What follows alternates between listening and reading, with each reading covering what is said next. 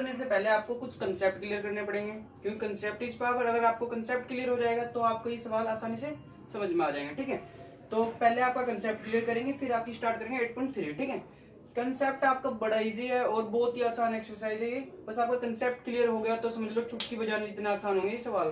तो मैं आपको कुछ एक ट्रायंगल शो कर रखा है मैंने आपको। ठीक है, तो आपको एक चीज पता होती है कि तीनों ट्रायंगलों का, जो ट्रायंगल में 3 एंगल होते हैं, इन एंगलों का सम कितना होता है?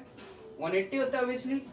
तो आप ये सोच रहे हैं कि मैं ये ट्रायंगल क्यों करा रहा हूँ, तो अभी थोड़ी देर में आपका डाउट क्लियर हो जाएगा मैं ये ट्रायंगल क्यों करा रहा हूँ। ठीक है, तो 180 का इक्वल होता है। ठीक है, तो आपको पता है राइट एंगल ट्रायंगल है तो बी वाला एंगल 90 है, तो हमारे पास क्या आ गया देखो, a plus 90 plus C equal to कितना आ गया? 180। ठीक है, इतना आपको क्लियर है? चलो ठीक है, तो एक चीज समझेंगे, 90 इधर प्लस का उस तरफ जाएगा, क्या हो जाएगा? माइनस का। इधर क्या रहेगा? a plus C equal to 80 minus 90, यानी कि a प्लस सी किसके इक्वल आ गया? आपका 90 के इक्वल आ गया। ठीक है, इतनी बात आपको समझ में आई? ठीक है, अब भी हम कंसीडर a को करेंगे, तो अगर हमें यहाँ पे देखो, हमें a की वैल्यू अगर फाइंड आउट करनी हो या c की करनी तो क्या निकलेगी? देखो, अगर हम c निकालते हैं यहाँ पे क्या निकलेगा हमारा? 90 माइनस a निकलेगा। क्या निकलेगा? 90 माइनस a। ठीक है, इतनी बात आपको समझ में आई? ठीक है, तो आपका एंगल क्या निकलेगा? 90 माइनस ए निकलेगा अगर सी एंगल आप निकालते हो। ठीक है, तो सी एंगल को हम क्या लिख सकते हैं? 90 माइनस ए भी लिख सकते हैं। ये चीज आपको क्लियर है? ठीक है, इतनी बात आपको समझ में आ गया? चलो ठीक है, तो करते हैं अपना कंसेप्ट क्लियर। तो मैं अभी आपको रेशो निकाल के दिखा रहा हूँ, साइन ए। तो साइन ए की रेशो निकालेंगे तो क्या निकलेगी? देखो, ये हमारा बेस हो गया और ये क्या होगा हमारा? ये वाली साइड क्या होगी आपकी? परपेंडिकुलर, और ये हमारी क्या साइड है? हाइपोटेन्यूज। तो क्या बनेगी इसकी रेशो? BC बाय में AC। ये चीज क्लियर है? आपकी रेशो क्या बनेगी? BC बाय में AC। साइन A के लिए बात करोगे, साइन A की। ठीक है, अगर हमें कोस A की निकालेंगे तो क्या निकलेगी? तो ध्यान से समझना, कोस A की क्या निकलेगी? तो देखो, कोस A की बेस ही हो गया। ठीक है, हाइपोटेन्यूज ये। ठीक है, बेस हाइपोटेन्यूज परपेंडिकुलर। तो कोस ए की क्या निकलेगी रेशो? ए बी बाय में ए सी, यानी कि ए बी बाय में ए सी। ठीक है, क्योंकि बेस बाय हाइपोटेन्यूज होता है और इसका परपेंडिकुलर बटे हाइपोटेन्यूज। इतनी बात आपको समझ में आई? चलो ठीक है, तो साइन को एक बार मैं साइन सी निकाल के और दिखा रहा हूँ आपको, साइन सी। तो साइन सी निकालता हूँ तो देखो क्या रेशो बनेगी? साइन सी, यानी कि क्या हो रहा है? एंगल चेंज हो रहा है तो क्या हो जाएगी? साइड हमारी चेंज होगी। ये हमारा परपेंडिकुलर हो जाएगा और ये क्या हो जाएगा? हमारा बेस हो जाएगा। ठीक है, साइन सी निकालूं तो क्या बनेगी हमारी रेशो? परपेंडिकुलर बटे हाइपोटेन्यूज, यानी कि ए बी बाय में ए सी, यानी कि ए बी बाय में ए सी। इतना आपको समझ में आया? चलो ठीक है, तो एक चीज समझे, मैंने सी को क्या बताया था? मैं सी को क्या लिख सकता हूँ? 90 माइनस ए लिख सकता हूँ ना। तो मैं साइन सी की जगह पे क्या लिख रहा हूँ? 90 माइनस ए लिख रहा हूँ। क्या लिख रहा हूँ? 90 माइनस ए। इतना समझ में आया? इक्वल क्या आ रहा है हमारा? ए बाय में ए सी, ए बी बाय में ए सी। इतनी बात क्लियर आपको? तो एक चीज ध्यान से देखने में मुझे पता चली है कि ए बी बाय ए सी किसके इक्वल? हमारी ए बी बाय ए सी किसके इक्वल है? कोस ए की रेशो के इक्वल है। इक्वल ना, तो हम क्या लिख सकते हैं? ए बी बाय ए सी को हम लिख सकते हैं कोस ए, यानी कि साइन 90 माइनस ए इक्वल हम लिख सकते हैं कोस ए। क्योंकि देखो, A B by A C, A B by A C same ratio है ना, तो हम क्या लिख सकते हैं? कोस ए लिख सकते हैं ना इस वाली पूरी वैल्यू को। तो हमें क्या, एक हमारी एक न्यू प्रॉपर्टी निकल के आई है, क्या? साइन 90 माइनस ए इक्वल होता है हमारा कोस ए। ठीक है, इतना आपको समझ में आया? तो आपको कंसेप्ट समझ में आ गया कि ये वाली थ्योरम किस तरह से बनी है, ये प्रॉपर्टी आपकी किस तरह से बनी है। सिमिलरली हमारी 6 प्रॉपर्टी इसी तरह से बनी हुई है। ठीक है, वो मैं आपको बताता हूँ क्या क्या हमारी प्रॉपर्टी है। ठीक है, तो यहाँ पे मैं इसको रफ कर दे रहा हूँ और आपको लिख के दिखाता हूँ क्या क्या हमारी प्रॉपर्टीज है। तो एक तो हमारी यही होगी, sine 90 minus A equal to cos a. तो साइन का अपोजिट क्या हो जाएगा? कोस। कोस 90 माइनस ए इक्वल हो जाएगा हमारा साइन ए। ठीक है, नेक्स्ट हमारा जाएगा secant 90 minus A equal to cosecant ए।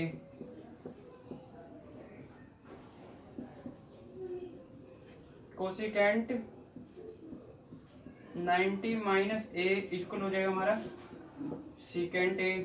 ठीक है, 10 90 माइनस ए इक्वल हो जाएगा आपका cot, cot a. Cot 90 minus a आपका क्या हो जाएगा? 10 ए। ठीक है, जैसे आपकी ये वाली प्रॉपर्टी बनी, इसी प्रकार ये आपकी बाकी की 5 प्रॉपर्टी बनी है, ठीक है। इन 6 प्रॉपर्टी के यूज से ही आपकी 8.3 कंप्लीट होगी, ठीक है।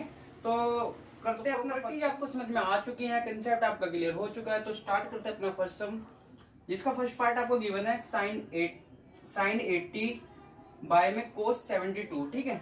तो हम इन दोनों में से किसी एक को चेंज कर लेंगे प्रॉपर्टी के अकॉर्डिंग। तो प्रॉपर्टी हमारी, अगर हम साइन को चेंज करते तो साइन की प्रॉपर्टी क्या थी, साइन ए की क्या हम लिख सकते थे, कोस 90 माइनस ए लिख सकते थे ना। साइन को क्या लिख सकते हैं हम, कोस 90 माइनस ए लिख सकते हैं। तो चेंज कर देते हैं। देखो साइन 18 की बना तो मैं क्या लिख सकता हूँ, साइन 18 की बना तो मैं क्या लिख सकता हूँ, साइन को कोस 90 माइनस 80 लिख सकता हूँ ना। क्योंकि साइन ए को क्या लिख सकता हूँ, 90 माइनस ए, कोस 90 माइनस ए, तो कोस 90 माइनस ए, बेसिकली ए हमारा क्या इस टाइम 18 है, ठीक है। क्योंकि ए को हम ए एंगल है ना, ए एंगल कितना हमारा 18 है, तो एंगल हमारा 18 है, ठीक है। 90 माइनस 18, ठीक है। बाय में क्या हमारा कोस 72, ठीक है। 90 में से 18 जाएंगे कितना बचेगा आपका, कितना बचा 72, तो बाय में क्या हमारा कोस 72 है अगेन। तो देखो दोनों से आपस में कट जाएंगे, सेम सिमिलर वैल्यू है, तो आपस में क्या कटने के बाद क्या आ गया आपका 1 आ गया। कितना आ गया आपका आंसर 1 आ गया, ठीक है। इतना आपको समझ में आया, चलो ठीक है। ये भी बिल्कुल फर्स्ट पार्ट की तरह है। तो 10 26 बाय में कोट 64 की बना है, तो 10 को हम क्या लिख सकते हैं, 10 को हम क्या लिख सकते हैं, कोट 90 माइनस 26 लिख सकते हैं ना प्रॉपर्टी के अकॉर्डिंग। बाय में क्या हमारा कोट 64 है, कोट 64, ठीक है। 90 में से 26 जाएंगे तो कितना बचेगा हमारा 64 बचेगा। तो बाय इसके बाय में क्या 64 है, तो 64 कोट 64 बाय में कोट 64 आपस में कट जाएंगे तो कितना आंसर आ जाएगा आपका 1। इस सम का भी आंसर निकल रहा है। थर्ड पार्ट में आपको गिवन है कोस 48 माइनस साइन 42। इन दोनों में से किसी को भी अपनी प्रॉपर्टी के अकॉर्डिंग बदल लो, ठीक है। चाहे आप इसको बदल लो चाहे इसको बदल लो। तो मैं इसको क्या लिख सकता हूँ, कोस 48 को क्या लिख सकता हूँ मैं, कोस 48 को लिख सकता हूँ साइन 90 माइनस 48 माइनस साइन 42, ठीक है। तो 90 में से 48 जाए तो कितना बचेगा आपका 42 बचेगा, माइनस साइन 42। 42 में से 42 गया है, आपस में कट जाएंगे, प्लस माइनस है, तो कितना आ गया आपका 0 आ जाएगा। यानी कि थर्ड पार्ट का फोर्थ पार्ट में आपको गिवन है कोसेकेंट 31 माइनस सेकेंड 59, ठीक है। तो इन दोनों में से किसी को भी चेंज कर सकता हूँ मैं। सेकेंड 59 को चेंज कर रहा हूँ तो मैं उसे क्या लिख सकता हूँ, सेकेंड 59 को मैं क्या लिख सकता हूँ प्रॉपर्टी के अकॉर्डिंग। तो अगर मैं इसे चेंज करना चाहता हूँ तो मैं इसे क्या लिख सकता हूँ, कोसेकेंट 90 माइनस 59, ठीक है। तो देखो कोसेकेंट 31 माइनस 90 में से 59 जाएंगे कितने बचेंगे, कोसेकेंट 90 में से 59 गए तो कितना बचा हमारा 31। तो ये प्लस का ये माइनस का ये आपस में कट जाएंगे, तो इसका आंसर भी कितना आ जाएगा 0 आ जाएगा, ठीक है। बस आपको बस प्रॉपर्टी याद हो तो आप सारे सवाल आसानी से कर पाओगे, ठीक है। प्रॉपर्टीज बड़ी इजी है। कोस को साइन में कन्वर्ट करना है और कोसेकेंट को सेकेंट में और टेन को कोट में, बस इतना याद रखना है। इन तीनों को रट लें, कोस को साइन में, कोसेकेंट को सेकेंट में और टेन को कोट में। और बस क्या हो रहा है 90 में से एंगल को ही लेस करना है। सेकंड सम के फर्स्ट पार्ट में आपको शो करना है कि 10 48 10 23 10 42 10 67 इक्वल टू 1 प्रूव करना है, ठीक है। तो मैं पहली दो वैल्यू को चेंज कर लेता हूँ अकॉर्डिंग टू प्रॉपर्टी। इसको मैं क्या लिख सकता हूँ, कोट 90 माइनस 48, इसको लिख सकता हूँ मैं कोट 90 माइनस 23। बाकी दोनों वैल्यू को मैं सेम रख रहा हूँ, ठीक है। 10 42 10 61, ठीक है। तो ध्यान से समझेंगे, देखो 10 90 मिलेगा तो क्या बन जाएगा हमारा, सॉरी 90 में से 42 गया कितना बचा, कोट 42 बचा, 48 गया तो इधर क्या बचा कोट 67, 90 में से 23 गया तो 67, इधर क्या रहेगा हमारा 10 42 10 67, ठीक है। तो एक छोटा सा फार्मूला और आपको याद रखना, 10 को हम क्या लिख सकते हैं, 10 को लिख सकते हैं हम tan थीटा को लिख सकते हैं 1 बाय कोट लिख सकते हैं। हम क्या लिख सकते हैं, कोट लिख सकते हैं। 10 को क्या लिख सकते हैं 1 बाय कोट लिख सकते हैं, और कोट के क्या लिख सकते हैं हम 1 बाय 10 लिख सकते हैं, ठीक है। ये अपोजिट होते हैं तो ये आपको वैल्यू याद रखनी है। 10 को कोट और कोट को 10 लिखा जा सकता है बाय की फॉर्म में। तो मैं इसको क्या लिख सकता हूँ 1 बाय 10 लिख सकता हूँ,